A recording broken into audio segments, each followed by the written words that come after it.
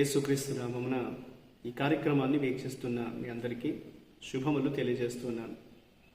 Vision cutie fellowship వారి యేసుతో ఏకాంత సమయం ఈ క్వైట్ టైం కార్యక్రమానికి మిమ్మల్ని ప్రేమతో ఆహ్వానిస్తున్నాను. దేవుని వాక్యాన్ని అనుదినము ధ్యానించుటకు దేవుడు మనకు ఈ విధంగా సమయాన్ని అనుగ్రహిస్తున్నందుకై దేవునికి వందనాలు తెలియజేస్తున్నాను. యెషయా గ్రంథం మనం ధ్యానిస్తున్నాం. ఈరోజు మన ధ్యానం కొరకై ఏర్పాటు చేయబడిన లేఖన భాగము యెషయా గ్రంథము 16వ అధ్యాయం 1 నుండి 14వ వచనం వరకు. ముందుగా ఈ భాగంలో మనం 5-6 వచనాలు చదువుకుందాం. కృప వలన సింహాసనము స్థాపింపబడును, సత్య సంపన్నుడై దాని మీద కూర్చుండి తీర్పు తీర్చునొకడు కలడు. దావీదు గుడారములో అతడు ఆసీనుడై న్యాయము విచారించుచు న్యాయము జరిగించుటకై తీవరించును. మోయాబీయులు బహు గర్వం గలవారని మేము విని ఉన్నాము. వారి గర్వమును గూర్చియు వారి అహంకార గర్వ క్రోధమును గూర్చియు విని ఉన్నాము. వారు వదరుట వ్యర్థము. ఈనాటి లేఖన భాగం ఆధారంగా మనం ఏర్పాటు చేసుకున్న అంశం ఏదనగా మోయాబు యొక్క ఆశ్రయము, మోయాబ్స్ రెఫ్యూజ్. నేటి వాక్య భాగం యొక్క సారాంశాన్ని మనం గమనించినట్లయితే, మోయాబీయులు మనుగడ సాగించడానికి వారు దేవుని యొక్క మాట ఆలకించాలని, వారు మనుగడ సాగించడానికి గల మార్గాన్ని దేవుడు వారికి తెలియజేశాడు. అష్షూరుకు వ్యతిరేకంగా కూటమి కట్టడానికి బదులుగా వారు యూదా సహాయాన్ని కోరితే దేవుడు వారిని రక్షిస్తానని వారికి హామీ ఇచ్చాడు. ఎందుకంటే దావీదు వంశానికి చెందినటువంటి ఒక రాజు పరిపాలనలో న్యాయము మరియు నీతితో కూడిన ఒక దేశము స్థాపించబడుతుందని దేవుడు వారికి తెలియచేసినట్టుగా ఈ లేఖనంలో చదువుతున్నాం. అయితే గర్విష్ఠులైనటువంటి మోయాబీయులు వారు దేవుడు వారికి ఇచ్చినటువంటి అవకాశాన్ని తిరస్కరించారు.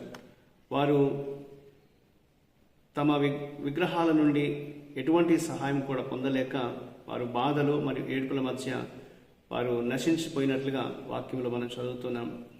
ఇది కేవలం 3 సంవత్సరాల్లోపే సంభవిస్తుందని దేవుడు వారికి తెలియజేశాడు. ఇందులో దేవుడు ఏమై ఉన్నాడు అని మనం గమనించినట్లయితే, మొదటి 5 వచనాల్లో మోయాబీయులు యూదాలో ఆశ్రయం పొందుతారని దేవుడు ఎలాగైతే ఆశించాడో, అలాగే యేసు పరిపాలించేటువంటి దేవుని రాజ్యంలో ప్రపంచమంతటికీ ఆశ్రయం లభించాలని దేవుడు ఆశిస్తూ ఉన్నాడు. మనము లోకంలో చూస్తున్నప్పుడు యుద్ధాలు, కలహాలు, హింస మరియు నిరంకుశత్వం కారణంగా విలపిస్తున్నటువంటి పరిస్థితి మనకు కనిపిస్తూ ఉంటుంది. అయితే దేవుడు మనందరినీ కూడా తన యొక్క ఆశ్రయంలోకి రమ్మని మనల్ని ఆహ్వానిస్తున్నాడు. తన రక్షణ నీడలో ప్రశాంతంగా మనం విశ్రాంతి పొందాలని దేవుడు కోరుకుంటున్నాడు. మత్తయి సువార్త 11:28-29 వచనాల్లో దేవుడు ప్రయాసపడి భారం మోసుకొనిచున్న సమస్త జనులారా నా యొద్దకు రండి, నేను మీకు విశ్రాంతినిస్తానని అందరికీ ఆయన పిలుపునిస్తున్నాడు. క్రీస్తు పరిపాలన కేవలము మన వ్యక్తిగత జీవితాలకే పరిమితం కాకుండా మన సమాజం మొత్తానికి విస్తరించాలా చూడడం మన యొక్క బాధ్యతని దేవుడు మనకి జ్ఞాపకం చేస్తున్నాడు. సంఘాలు అలాగే విశ్వాసులు ఈ కర్తవ్యాన్ని వారు నెరవేర్చేవారుగా ఉండాలనేది దేవుడు తెలియజేస్తూ ఉంటున్నాడు. ఇందులో మనం నేర్చుకునేటువంటి పాఠాన్ని మనం గమనించినట్లయితే 6వ వచనంలో గర్వము చాలా ప్రమాదకరమైనదని తెలియచేయబడుతుంది. దేవుడు లేకుండా మనం చక్కగా జీవించగలమని భావించడమే గర్వం. దేవుడు లేకుండా మన జీవితాల్లో మనం ఏ విధమైనటువంటి సహాయాన్ని పొందలేం. అయితే ఈ వైఖరి దేవుని వైపుకు సాగే మన ప్రయాణానికి అడ్డుపడుతుంది. మనం గర్వించినప్పుడు, గర్వంతో మనం సాగుతున్నప్పుడు మనం దేవుని వైపుకు రాలేమనేది ఇది తెలియజేస్తుంది. ఈ గర్వం కారణంగానే దేవుడు తమకు అందించినటువంటి సహాయ హస్తాన్ని మోయాబు తిరస్కరించి వారు నాశనంలోకి వెళ్ళినట్లుగా లేఖనంలో మనం చదువుతున్నాం. కాబట్టి దీని ద్వారా మనం నేర్చుకునేటువంటి విషయం ఏమనగా, మన హృదయాల్లో దేవునికి మనం ఇచ్చే స్థానం తగ్గిపోకుండా చూసుకోవాలి. దేవునికి మనం ఇచ్చే స్థానం తగ్గిపోతుంటే బహుశా మనం గర్విష్ఠులుగా మారుచున్నామని దాని అర్థం. కాబట్టి మన జీవితాల్లో మనం దేవునికి ప్రథమ స్థానాన్ని ఇచ్చి ఆయన లేకుండా మన మనుగడ సాగదు అనేటువంటి విషయాన్ని మనం గుర్తించి దేవుని మార్గంలో మనం సాగాలి అనేది దేవుడు మనకు ఈ వాక్యం ద్వారా జ్ఞాపకం చేస్తూ ఉంటున్నాడు.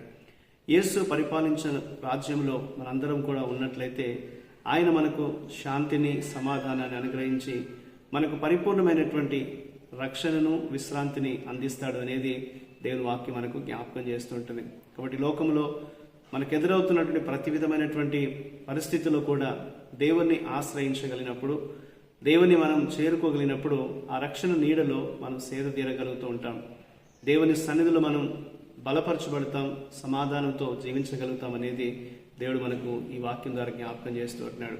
కాబట్టి మనకు దేవుడే ఆశ్రయమని, ఆయనే మనకు దుర్గము, ఆయనే మనకు కోట అని మనం విశ్వసించి మన అనుదిన జీవితంలో దేవుని నీడలో మన జీవితం కొనసాగేలాగా చూసుకోవాలనేది దేవుడు మనకు ఈ వాక్యాన్ని బట్టి జ్ఞాపకం చేస్తున్నాడు. ఏ విధమైనటువంటి అతిశయము, గర్వం మన హృదయంలో రాకుండా మనం దాన్ని తొలగించుకొని దేవుని వైపు మనం రావాలి, దేవునిలో మనం జీవించాలి. ఆయన ఇచ్చేటువంటి కృపను అనుభవిస్తూ మనం సంతోషంగా, సమాధానంగా సాగిపోవాలనేది దేవుడు మనకు ఈ లేఖనాన్ని బట్టి జ్ఞాపకం చేస్తున్నాడు. కాబట్టి మన దేవుని వాక్యాన్ని ఆలకించి దేవుని యొక్క సహాయాన్ని కోరుతూ మన అనుదిన జీవితంలో ముందుకు సాగుటకు దేవుడు సహాయం చేయనట్లుగా దేవునికి మనం ప్రార్థన చేద్దాం. మా ప్రియ పరలోకపు దేవ, మీకు వందనాలు చెల్లిస్తున్నాం. సమృద్ధి కలిగిన సమయాల్లో కూడా మేము గర్విష్ఠులుగా మారకుండా మీపై మరింత ఎక్కువగా ఆధారపడటకు మాకు సహాయం చేయండి. మీ చిత్తాన్ని బట్టి మమ్మల్ని నడిపించండి ప్రభువా. మీరిచ్చే శాంతి, మీరిచ్చే సమాధానం మేము అనుభవిస్తూ ముందుకు సాగే కృప మా అందరికీ దయచేయమని యేసుక్రీస్తు నామమున ప్రార్థిస్తున్నాను తండ్రి, ఆమేన్. ప్రియులారా, మీరు సమయం తీసుకుని యొక్క వాక్య ధ్యానం విన్నందుకు మీ అందరికీ ప్రత్యేకమైన వందనాలు తెలియజేస్తున్నాను. ప్రతిరోజు మీకు అందించబడుతున్న ఈ అనుదిన ధ్యానాలు మీకు దీవెనకరంగా ఉన్నట్లయితే మీ అనుభవాల్ని మాతో పంచుకోవాలని కోరుతూ ఉంటున్నాను. ప్రభు కృప మనకు నిత్యము తోడయుండి కాపాడుగాక. ఆమేన్.